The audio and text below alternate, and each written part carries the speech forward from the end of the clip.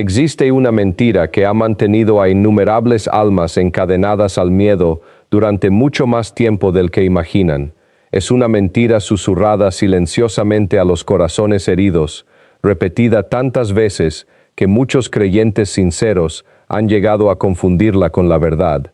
Les hace creer que Dios es imposible de agradar, que la santidad está reservada únicamente para quienes nunca fallan, y que, en el momento en que tropiezan, el cielo aparta su mirada de ellos.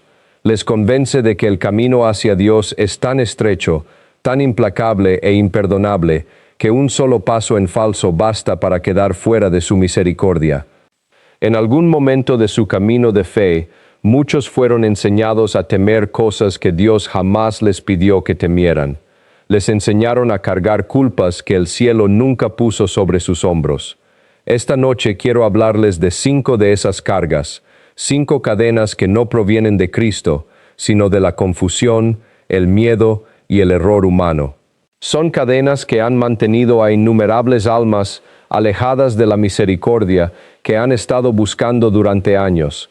Permanezcan conmigo hasta el final, porque lo que están a punto de escuchar puede liberarlos de una culpa que han llevado sobre sus hombros durante demasiado tiempo. Piensen por un momento en su propia vida. ¿Cuántas noches han permanecido despiertos repasando una pequeña falta en su mente, convencidos de que Dios estaba decepcionado de ustedes? ¿Cuántas veces han creído que le fallaron al Señor cuando, en realidad, no habían hecho nada malo? ¿Cuántos han dejado de orar, han evitado acercarse a los sacramentos o incluso han tenido dificultad para levantar la mirada hacia el cielo, porque, en lo más profundo de su corazón, llegaron a convencerse de que eran demasiado imperfectos, demasiado heridos o demasiado culpables para acercarse al Dios que los ama? Amados, esta siempre ha sido la estrategia del acusador. La Sagrada Escritura nos dice, en el libro del Apocalipsis, capítulo 12, que Satanás es llamado el acusador de nuestros hermanos, quien los acusa delante de Dios día y noche. Pero sus mayores victorias no siempre provienen de las tentaciones más evidentes. Muchas veces, su engaño más peligroso consiste en convencer a los creyentes sinceros de que aspectos ordinarios y bendecidos de la vida humana son pecaminosos en sí mismos. Así los mantiene atrapados en una vergüenza constante, en un temor permanente y a una dolorosa distancia del Dios que desea abrazarlos. Quiero que comprendan algo con absoluta claridad esta noche. No he venido para disminuir la importancia de la ley moral de Dios. El pecado es una realidad. El llamado a la santidad sigue siendo tan necesario hoy como siempre lo ha sido. El cielo es real y la eternidad importa. Pero existe una distinción que la Iglesia ha enseñado desde sus primeros días: la diferencia entre los mandamientos de Dios y los temores nacidos del error humano. Cuando dejamos de distinguir entre ambos, comenzamos a atribuirle a Dios cargas que Él jamás nos pidió llevar. Poco a poco dejamos de verlo como nuestro Padre amoroso y empezamos a imaginarlo como un juez imposible de satisfacer, esperando únicamente nuestros errores. Y cuando comenzamos a creer esa mentira, sucede algo profundamente doloroso. En lugar de correr hacia Él en nuestra debilidad, comenzamos a huir de su presencia. En lugar de depositar nuestras heridas en su misericordia, las escondemos detrás del miedo. En lugar de encontrar libertad en su amor, nos convertimos en prisioneros de acusaciones que nunca provinieron del cielo. Esta noche derribaremos 5 muros que el cielo jamás construyó. Esta noche permitiremos que la voz del Padre resuene con más fuerza que la voz de la vergüenza. Y si tu corazón ya comienza a conmoverse mientras escuchas estas palabras, permite que esta sencilla oración brote desde lo más profundo de tu alma. Jesús, ten misericordia. Que esas palabras sean el comienzo de tu libertad. Antes de hablar sobre la primera de estas 5 cargas, hay algo que debes comprender acerca del corazón de Dios. Todo lo que compartiré contigo esta noche depende de esta verdad. El Dios al que servimos no se deleita en tu miedo, no permanece sentado en el cielo buscando razones para condenarte. No espera pacientemente tu próxima caída para apartar su mirada de ti. La Escritura nos dice claramente en el Evangelio de San Juan, capítulo 3, versículo 17, porque Dios no envió a su Hijo al mundo para condenar al mundo, sino para que el mundo sea salvado por él. ¿Has escuchado verdaderamente esas palabras? Él vino para salvarte, no para condenarte. Sin embargo, ¿cuántos de nosotros vivimos como si cada día fuera un tribunal en el que Dios actúa como fiscal y no como el Padre amoroso que corre al encuentro de su Hijo pródigo cuando éste aún está lejos de casa? ¿Cuántos creyentes han llevado cargas que Cristo jamás les pidió cargar? Si has estado viviendo bajo una nube de culpa injustificada, el cielo desea disiparla esta noche. La verdad quiere entrar en la habitación donde la vergüenza ha permanecido sentada durante años y simplemente encender la luz. Comencemos entonces con la primera verdad, una que sorprenderá a muchos creyentes sinceros. La primera cosa que innumerables personas consideran pecado, a pesar de que la Iglesia jamás la ha condenado, es el consumo moderado de alcohol. Muchos fueron educados creyendo que disfrutar una copa de vino durante la cena, compartir un brindis en una celebración familiar o tomar una bebida entre amigos era algo moralmente incorrecto. Con el paso del tiempo, la alegría humana ordinaria terminó siendo confundida con el pecado mismo. Amados, escúchenme con atención esta noche. La Iglesia Católica jamás ha enseñado que el alcohol, en sí mismo, sea pecaminoso. Recordemos el primer milagro público realizado por nuestro Señor Jesucristo. En las bodas de Caná, cuando la celebración estaba a punto de convertirse en motivo de vergüenza para los anfitriones, Cristo no reprendió la alegría de quienes estaban presentes. Por el contrario, transformó el agua en vino, y no en un vino cualquiera, sino en uno tan excelente que el encargado del banquete se maravilló de que el mejor hubiese sido reservado para el final. El Evangelio de San Juan, en su capítulo 2, nos presenta este acontecimiento como el primero de los signos mediante los cuales Cristo manifestó su gloria. Detente un momento y reflexiona sobre la profundidad de esta verdad. Si el vino fuese pecaminoso en sí mismo, ¿habría el Hijo de Dios multiplicado el vino con su propio poder divino? ¿Habría sido su primer milagro público el de proveer más vino para una celebración matrimonial? La respuesta es evidente, pero tampoco permitiremos que esta verdad se convierta en una excusa para los excesos. La Escritura es igualmente clara cuando habla de la embriaguez. San Pablo escribe en Efesios capítulo 5 versículo 18, «No os embriaguéis con vino, que lleva al desenfreno, antes bien, llenaos del Espíritu». La diferencia es fundamental. El pecado no se encuentra en el vino. El pecado aparece cuando se pierde el dominio propio, cuando la voluntad queda esclavizada y cuando un regalo de Dios es convertido en un instrumento de destrucción. Lo que fue dado para el gozo se vuelve dañino únicamente cuando se convierte en nuestro amo, en lugar de permanecer como un don recibido con gratitud. La Santa Iglesia, en su sabiduría, siempre ha enseñado la moderación y no la prohibición.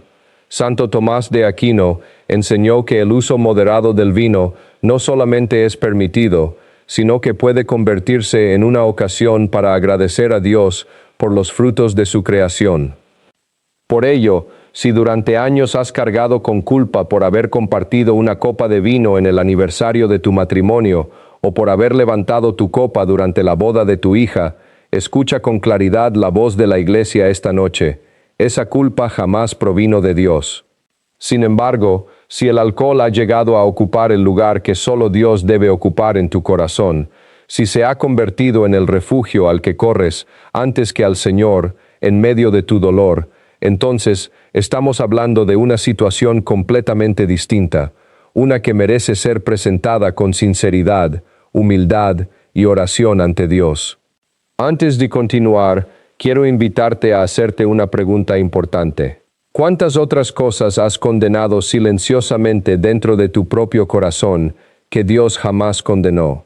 ¿Cuántos temores has heredado simplemente porque alguien te enseñó miedo en lugar de enseñarte la verdad. El camino hacia la libertad apenas comienza. Aún queda mucha verdad esperando para liberar corazones esta noche. El camino hacia la libertad apenas comienza. Aún queda mucha verdad esperando para liberar corazones esta noche. La segunda cosa que muchos creyentes consideran un pecado grave, una mancha sobre el alma o incluso una ofensa contra Dios, es la cremación después de la muerte. Durante generaciones, innumerables católicos fueron enseñados con firmeza que únicamente la sepultura tradicional era aceptable para el cuerpo de un fiel cristiano. Se les enseñó que la cremación era incompatible con la fe y que podía privar al alma de alguna manera del favor o la misericordia divina.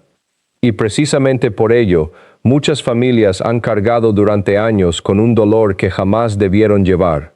He visto corazones llenos de angustia preguntarse si hicieron algo incorrecto al cremar a un ser amado.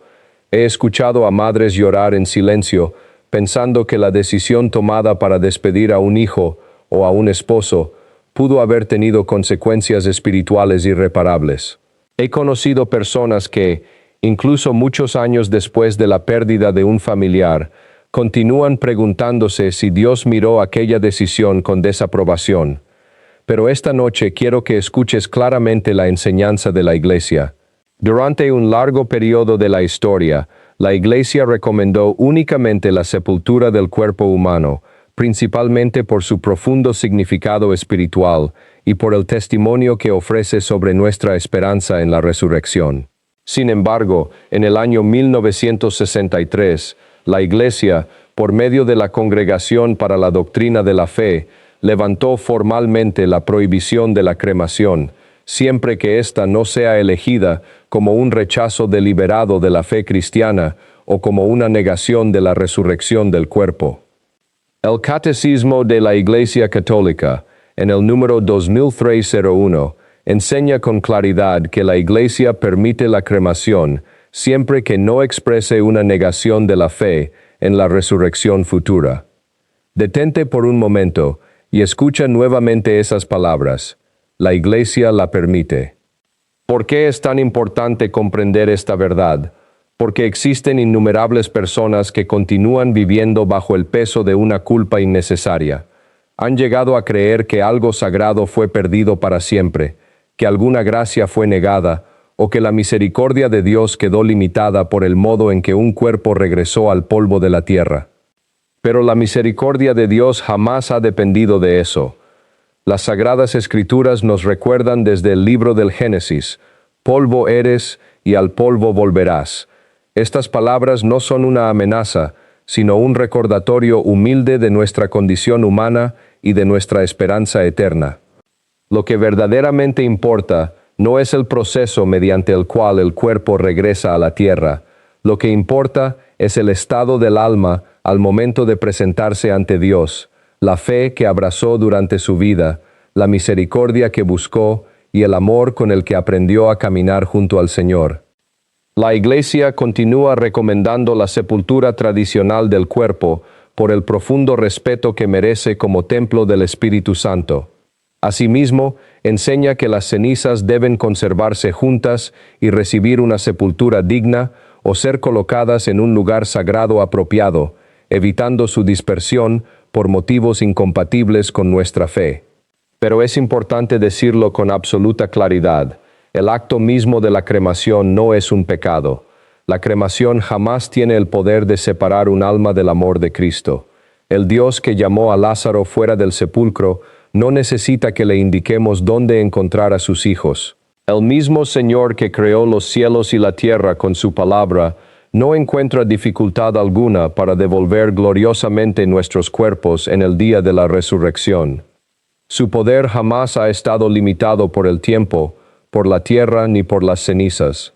Si has llevado durante años el peso del remordimiento por la cremación de alguien a quien amas, permite que esa carga caiga finalmente de tus hombros esta noche. No permitas que el enemigo transforme tu duelo en una prisión espiritual que Dios jamás construyó. Y mientras tu corazón recibe estas palabras, quiero invitarte a hacerte una nueva pregunta. ¿Cuántas veces has confundido las tradiciones humanas con condenas divinas? ¿Cuántas lágrimas has derramado por temores que el cielo nunca quiso colocar sobre tu vida? Existe aún otra carga que millones de creyentes llevan silenciosamente dentro de su corazón, una carga que afecta incluso a quienes oran cada día, asisten a misa y desean sinceramente amar al Señor. La tercera cosa que muchas personas consideran un pecado, un fracaso espiritual o incluso una traición a Dios, es la duda. ¿Cuántas veces has permanecido despierto durante la noche haciéndote preguntas acerca de Dios? ¿Cuántas veces te has preguntado por qué permitió tu sufrimiento? ¿Por qué permaneció en silencio cuando más necesitabas escucharlo? ¿O cuál es el propósito del dolor que llevas dentro de tu corazón? ¿Y cuántas veces te has condenado por haber formulado esas preguntas? Muchos creyentes viven aterrorizados ante la posibilidad de reconocer que atraviesan momentos de duda. Piensan que la duda los convierte en hipócritas, que sus preguntas ofenden al Señor o que la incertidumbre es incompatible con una fe auténtica. Pero escucha atentamente esta verdad, porque puede transformar tu manera de relacionarte con Dios para siempre. La duda no es necesariamente lo contrario de la fe. Cuando es presentada honestamente ante el Señor, la duda puede convertirse precisamente en la puerta por la cual nace una fe mucho más profunda. Pensemos en el apóstol Tomás. Durante siglos lo hemos conocido como Tomás el incrédulo, como si toda su vida pudiera resumirse en aquel momento de vacilación. Pero observa cuidadosamente lo que Cristo hizo con su duda.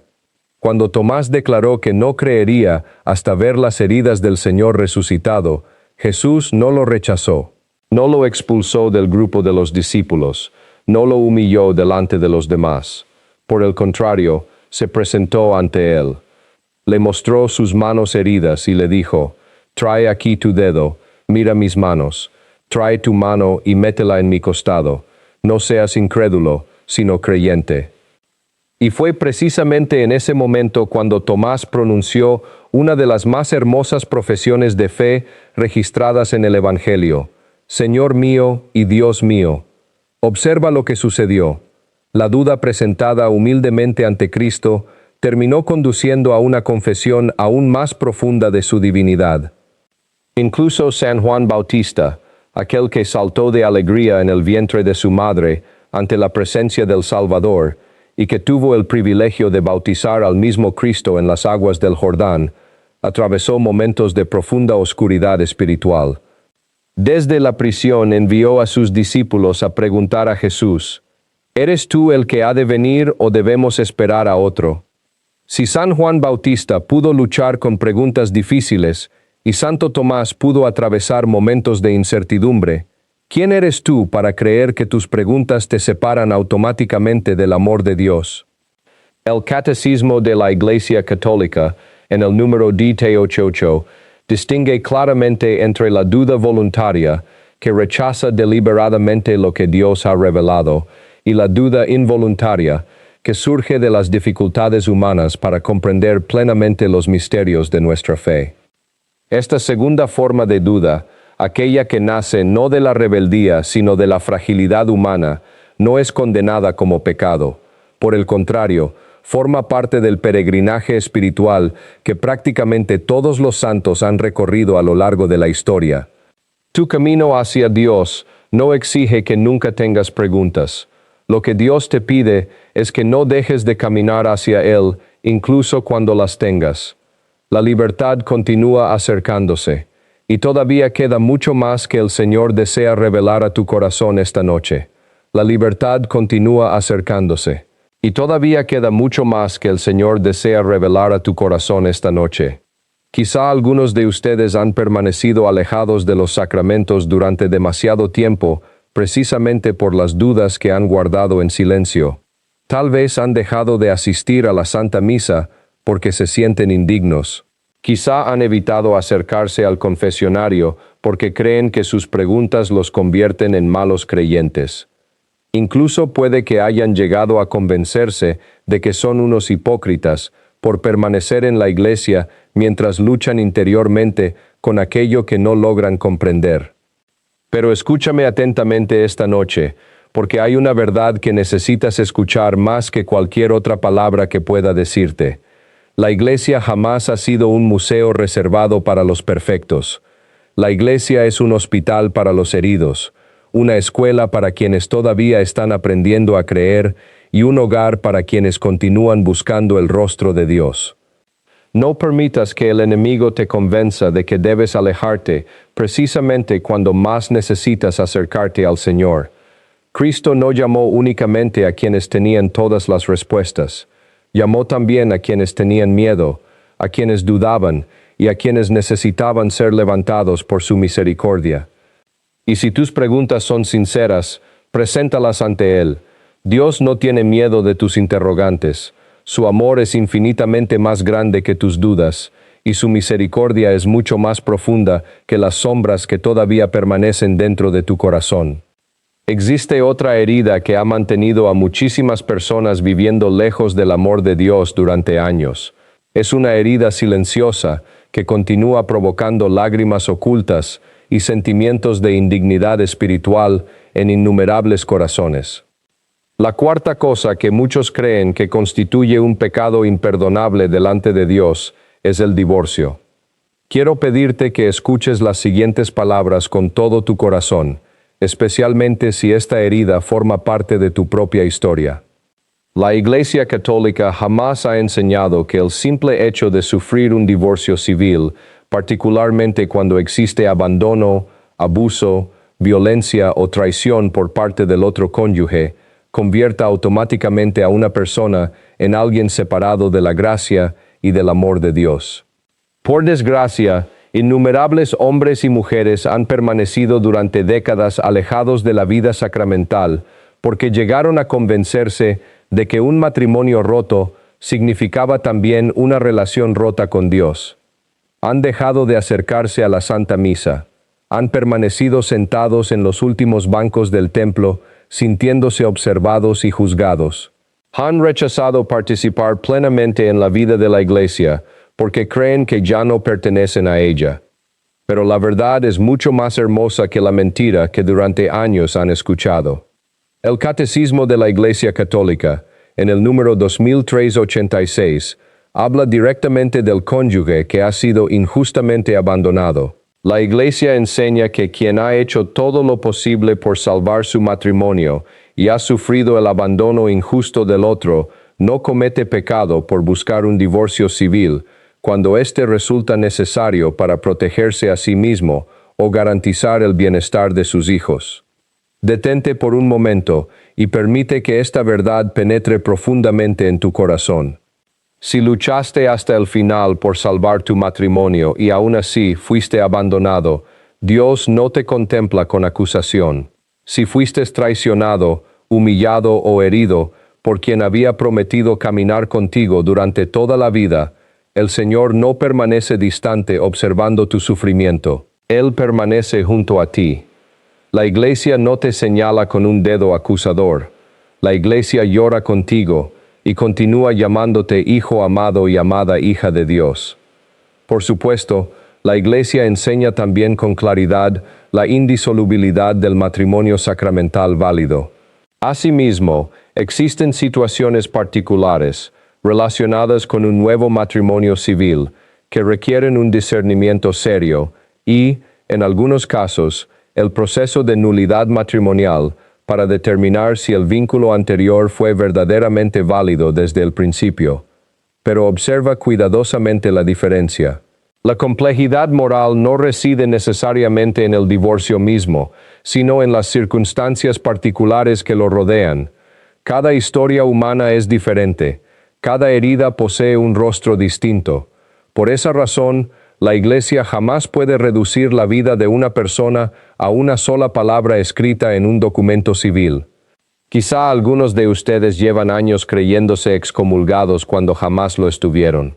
Quizá han vivido convencidos de que ya no eran dignos de entrar nuevamente en la casa del Padre. Tal vez han perdido años enteros de gracia por permanecer voluntariamente en un exilio espiritual que Dios nunca les pidió vivir. ¿Cuántos corazones heridos han permanecido lejos del altar del Señor, mientras la iglesia continuaba llamándolos por su nombre? Si esta noche llevas sobre tus hombros la herida del divorcio, quiero decirte algo con toda la ternura que merece tu sufrimiento. No eres menos amado por Dios. No has dejado de ser su hijo. No has dejado de ser su hija. No permitas que el enemigo convierta una herida humana en una condena espiritual permanente. Regresa, habla con un sacerdote, permite que la iglesia camine contigo y te ayude a comprender tu situación particular con verdad, misericordia y esperanza. Y mientras estas palabras encuentran un lugar dentro de tu corazón, existe una quinta verdad que necesito compartir contigo. Quizás sea la más liberadora de todas para quienes han vivido durante años bajo el peso de la escrupulosidad espiritual, esa dolorosa tendencia a ver pecado mortal en prácticamente cada decisión cotidiana. La quinta cosa que muchas personas consideran un pecado grave es faltar a la Santa Misa Dominical debido a una enfermedad, una situación de peligro o una necesidad verdaderamente seria. A lo largo de los años he conocido personas que han cargado con una culpa inmensa por situaciones que estaban completamente fuera de su control. Algunos permanecieron llorando en sus hogares mientras cuidaban a un padre agonizante. Otros se recuperaban de una cirugía o permanecían postrados por una enfermedad que les impedía siquiera levantarse de la cama. Y aún así, continuaban convencidos de haber ofendido gravemente a Dios por no haber podido asistir a misa. Amados, escuchen con claridad la enseñanza de la Iglesia. La obligación de participar en la Santa Misa los domingos y en los días de precepto ciertamente existe para quienes tienen la posibilidad real de hacerlo, pero jamás ha obligado a quienes se encuentran legítimamente impedidos por una razón grave. La enfermedad, el cuidado necesario de los hijos pequeños, la atención prestada a personas enfermas, las condiciones peligrosas para viajar y otras circunstancias verdaderamente serias constituyen razones legítimas reconocidas por la Iglesia. Si has permanecido en casa con fiebre, si has pasado la noche cuidando a un ser querido, si una tormenta peligrosa te ha impedido salir, o si circunstancias extraordinarias escaparon completamente de tu control, no has cometido un pecado mortal por ello. No has caído fuera de la gracia de Dios. No has decepcionado al Señor. Nuestro Salvador mismo declaró en el Evangelio según San Marcos, capítulo 2, versículo 27, «El sábado ha sido hecho para el hombre, y no el hombre para el sábado». Qué inmensa ternura contienen esas palabras.